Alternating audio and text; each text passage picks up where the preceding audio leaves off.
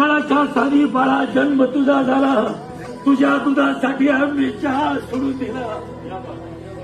अरे वर्षाकाठी एकच कपडा, वर्षाकाठी एकच कपडा शिवून शिवून ठिगळं तोडून पुरून पुरून घातलं घडवून.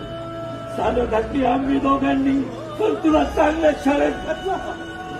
हवा तर तू हे सगळं विसरून जा बाळा, मला आपल्या घरी घेऊन जा.